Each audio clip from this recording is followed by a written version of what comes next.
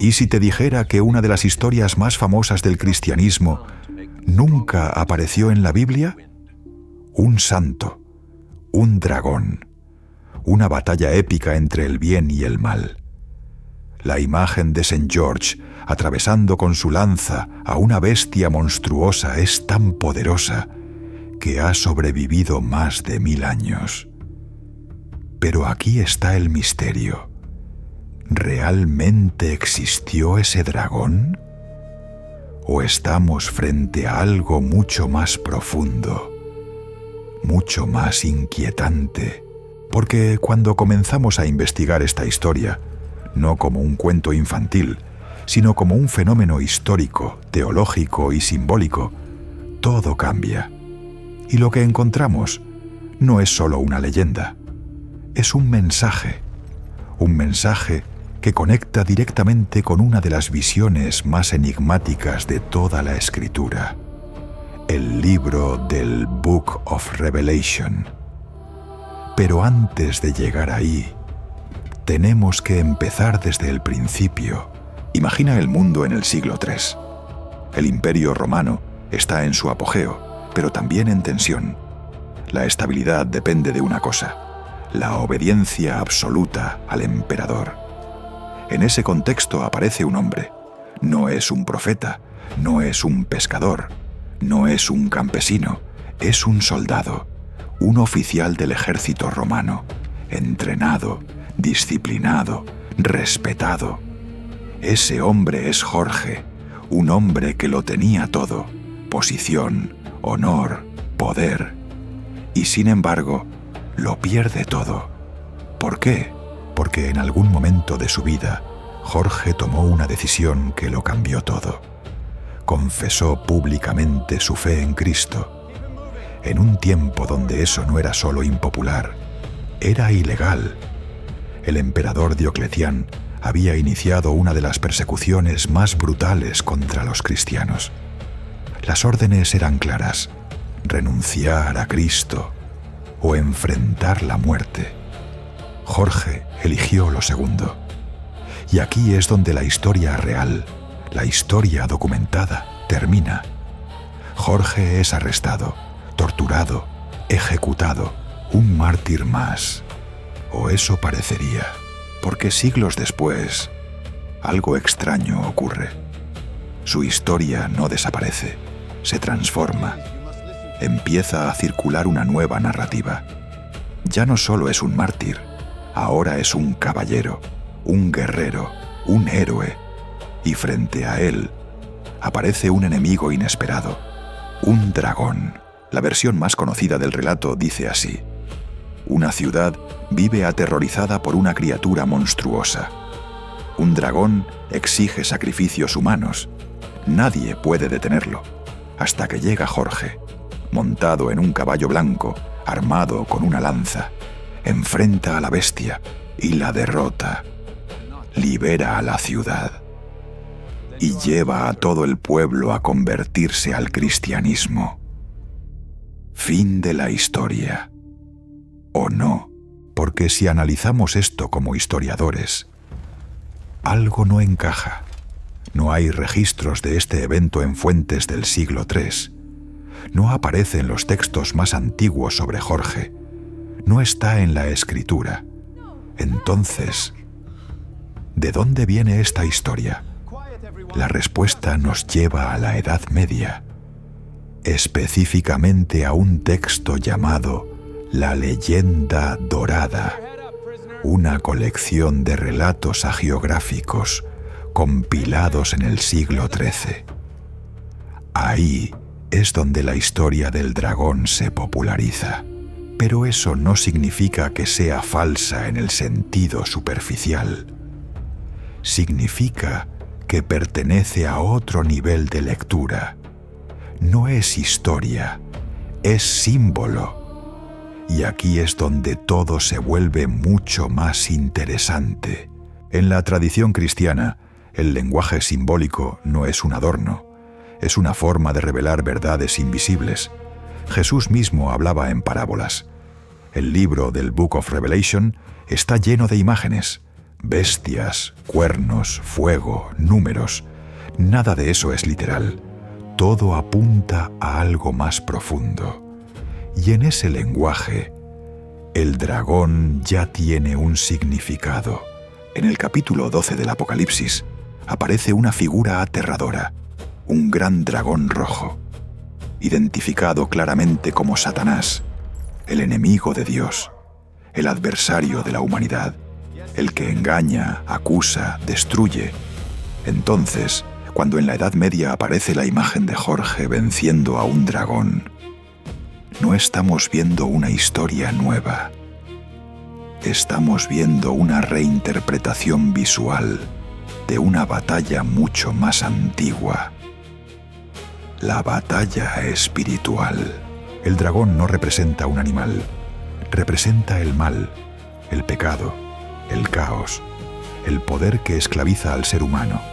Y Jorge no es solo un soldado, es el arquetipo del creyente, el cristiano que no negocia su fe, el que enfrenta el mal, no con violencia humana, sino con fidelidad a Dios. Pero aquí hay un detalle que muchos pasan por alto. En la mayoría de las representaciones, Jorge no lucha solo, no porque haya otros soldados, sino porque su fuerza no viene de él mismo, viene de su fe. Su lanza no es solo un arma, es un símbolo, la verdad, la justicia, la gracia. Y ahora, piensa en esto. Si el dragón es el mal, ¿dónde está ese dragón hoy? ¿Sigue existiendo? ¿O simplemente cambió de forma? Porque quizás el punto más inquietante de toda esta historia no es si el dragón fue real, sino si todavía está entre nosotros. No como una criatura con alas, sino como algo mucho más sutil, más invisible, más peligroso. Envidia, orgullo, odio, mentira. Eso también destruye ciudades. Eso también exige sacrificios. Eso también esclaviza. Y entonces la historia de Jorge deja de ser una leyenda medieval y se convierte en un espejo que nos obliga a hacernos una pregunta incómoda. Si el dragón apareciera hoy, ¿quién lo enfrentaría? Porque en el fondo, la historia de San Jorge nunca fue sobre un dragón. Fue sobre una decisión que cada persona enfrenta en silencio. Rendirse o resistir. Y aquí es donde todo se vuelve aún más profundo. Porque la victoria de Jorge no está en matar al dragón, sino en algo mucho más radical. Algo que el mundo moderno casi ha olvidado. La fidelidad hasta el final. En la siguiente parte, vamos a explorar algo aún más inquietante. ¿Por qué esta imagen, un hombre venciendo a un monstruo, aparece en tantas culturas diferentes? ¿Es coincidencia? ¿O hay algo en el alma humana que reconoce esta historia como verdadera? Y más importante aún, ¿qué revela esto sobre la naturaleza del mal y sobre nosotros mismos? Ahora bien, si la historia de Saint George y el dragón no es un evento histórico literal, entonces surge una pregunta aún más inquietante. ¿Por qué esta historia existe en casi todas las culturas del mundo? Piénsalo. Mucho antes del cristianismo medieval, ya existían relatos de héroes enfrentando criaturas monstruosas. En la antigua Mesopotamia, Marduk lucha contra Tiamat. En Grecia, Perseo vence a la Gorgona. En el norte de Europa, Sigurd mata al dragón Fafnir. Distintas épocas, distintas civilizaciones, pero el mismo patrón. Un héroe, un monstruo, una batalla decisiva. ¿Coincidencia? Difícilmente. Aquí es donde entramos en un nivel más profundo de análisis. No solo histórico, sino antropológico y teológico.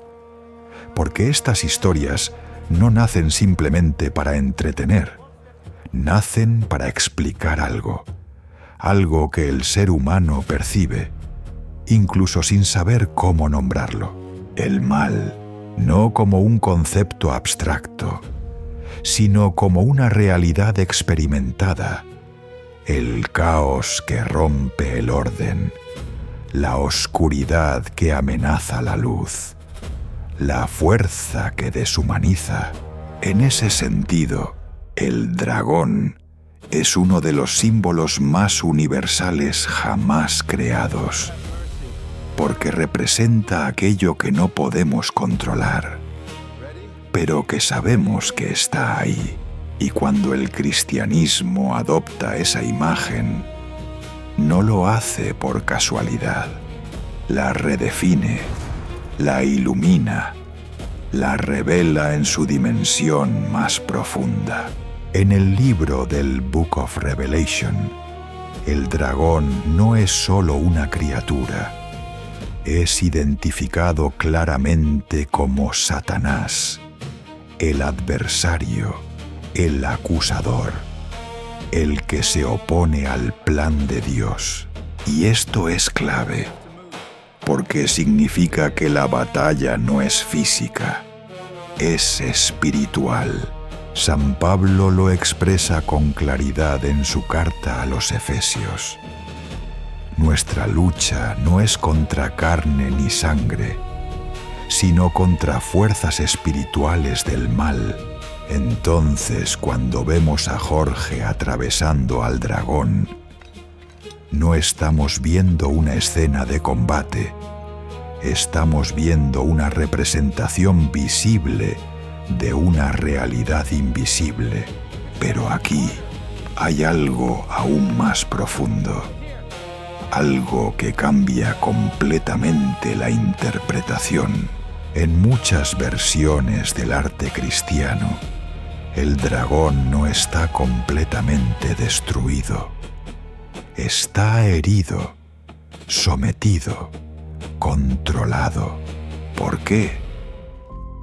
Porque en la teología cristiana, el mal no es eliminado por la fuerza humana, es vencido por la gracia de Dios. Y eso nos lleva a un punto crucial. La verdadera victoria de Saint George no ocurrió en una batalla contra un monstruo, sino en su martirio, cuando eligió no renunciar a Cristo, cuando enfrentó el sufrimiento sin ceder, cuando permaneció fiel hasta la muerte. Ese fue el momento en que derrotó al dragón, y esto conecta directamente con el mensaje central del cristianismo, porque Cristo mismo vence al mal, no con violencia, sino con el sacrificio. La cruz no es una derrota, es una victoria, y en ese sentido, Jorge no imita a un guerrero legendario, imita a Cristo. Pero entonces, ¿por qué la historia se transformó en una batalla épica con un dragón? La respuesta está en algo muy humano: la necesidad de ver, de imaginar, de hacer visible lo invisible. El pueblo medieval, en su mayoría analfabeto, no leía tratados teológicos, veía imágenes, escuchaba historias, y a través de esas historias comprendía verdades profundas. El dragón era una forma de decir: el mal existe y puede ser vencido. Pero aquí viene el giro más interesante. Porque si seguimos esta lógica, entonces la historia de San Jorge no habla solo del pasado, habla del presente, porque el dragón no desapareció, solo cambió de forma. Hoy no lo vemos en los bosques ni en las ciudades medievales, pero sigue operando en silencio, en lo cotidiano, en las decisiones pequeñas, en las tentaciones invisibles, en las luchas internas que nadie más ve. Y aquí es donde la historia deja de ser cómoda, porque ya no estamos observando a Jorge desde afuera. Estamos dentro de la historia. Cada persona tiene su propio dragón y no siempre es evidente. A veces se disfraza de éxito, de placer, de poder. A veces parece inofensivo, pero poco a poco consume. Y entonces la pregunta cambia. Ya no es ¿existió el dragón?, sino ¿qué dragón estás enfrentando tú?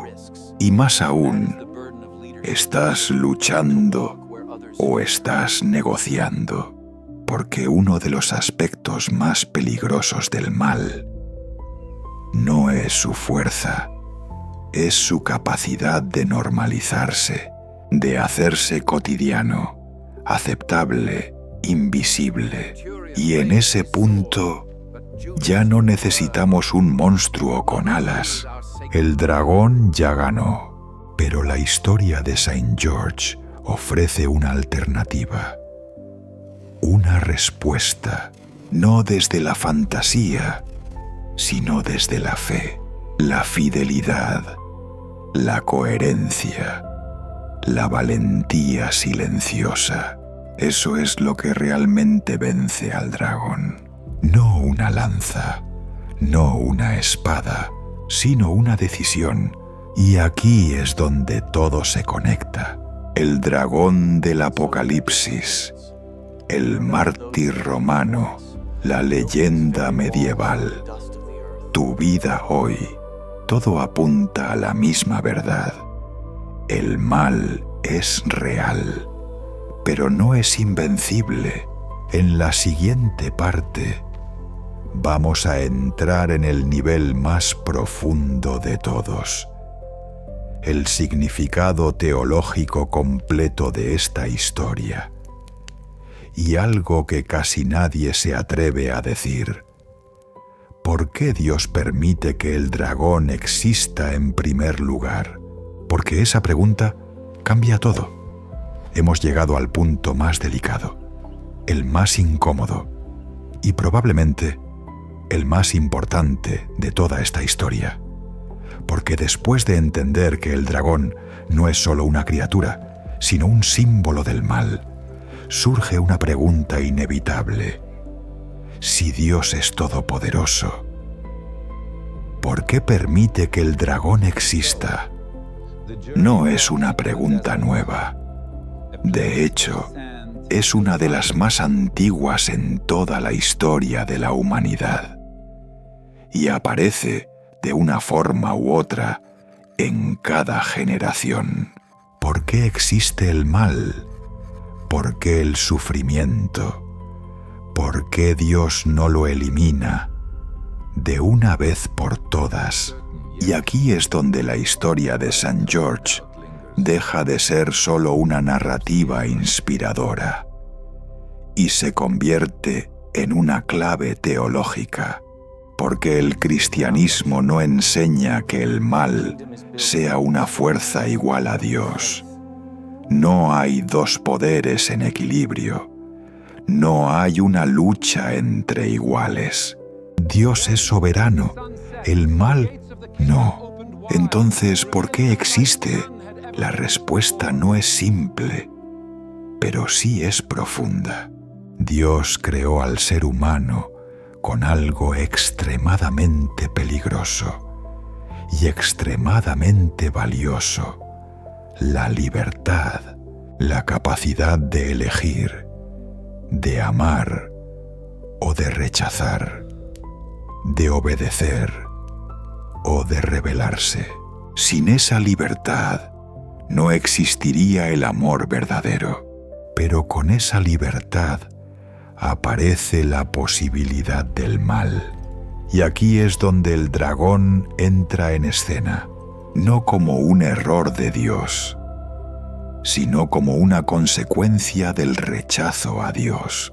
En el libro del Book of Revelation, el dragón no crea nada, solo corrompe, solo distorsiona, solo destruye lo que ya existe.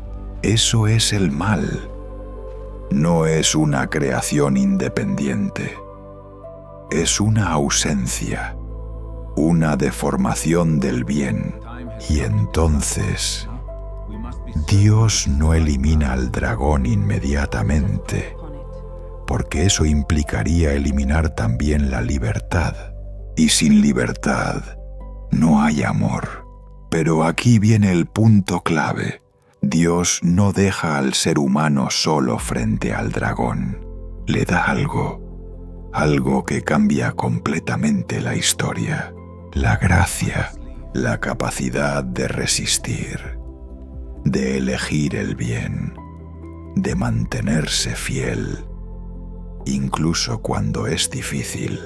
Y aquí es donde volvemos a Jorge, porque Jorge no vence al dragón porque sea más fuerte. No es un superhéroe, no es invencible, es humano, siente miedo, siente dolor, siente la presión de renunciar.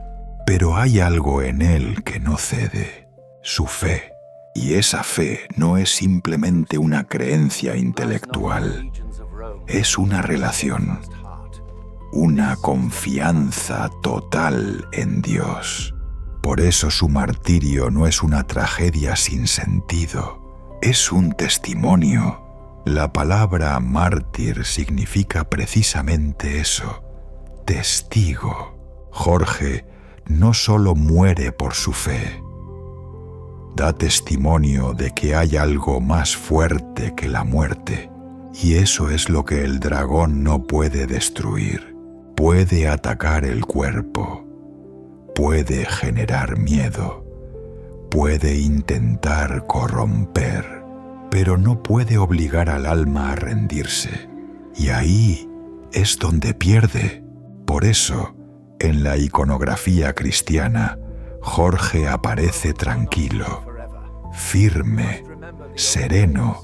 No hay odio en su rostro, no hay desesperación, porque su victoria no depende del resultado visible, sino de su fidelidad interior. Y esto cambia completamente la forma en que entendemos la historia. Porque entonces la pregunta ya no es ¿por qué Dios permite el mal?, sino ¿qué hace Dios frente al mal? Y la respuesta del cristianismo es radical.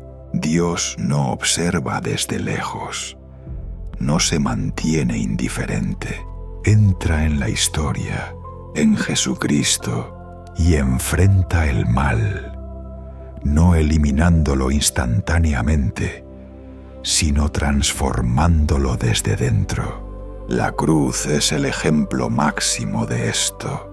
El momento que parece la mayor victoria del mal se convierte en el inicio de su derrota.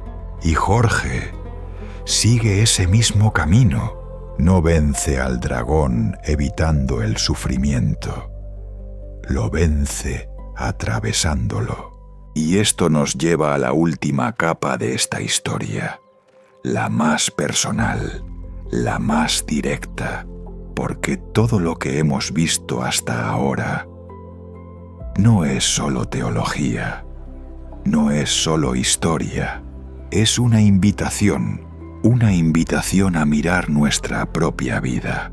Porque si somos honestos, sabemos que hay momentos en los que el dragón parece más fuerte, momentos de duda, de cansancio, de caída, momentos en los que sería más fácil rendirse.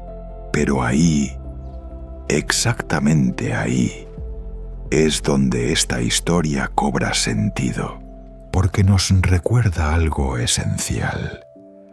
No estamos llamados a ser invencibles, estamos llamados a ser fieles, y esa fidelidad es la verdadera victoria. Ahora bien, hay una última pieza del misterio que aún no hemos revelado, porque si el dragón representa el mal y Jorge representa al creyente, entonces, ¿qué representa la ciudad que es salvada?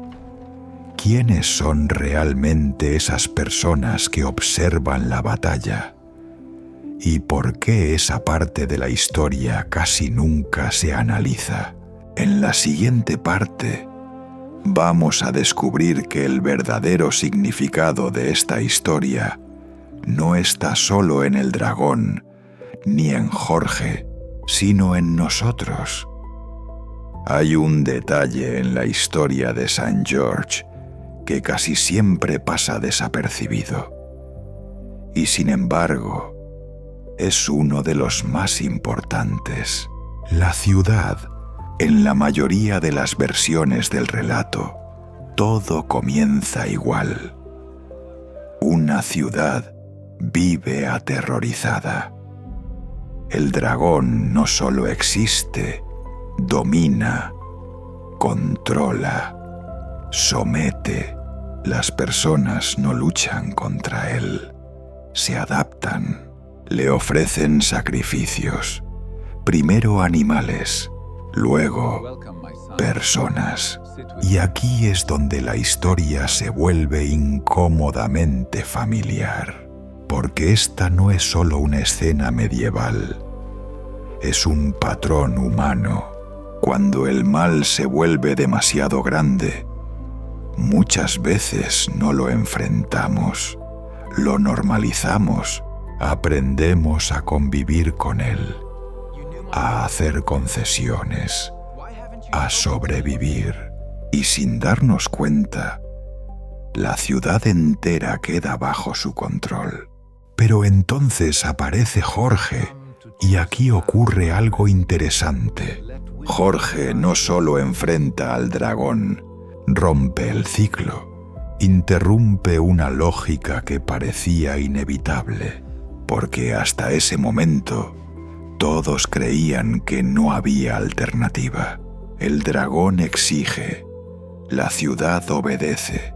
Fin de la historia. Pero Jorge introduce una nueva posibilidad: resistir. Y eso cambia todo.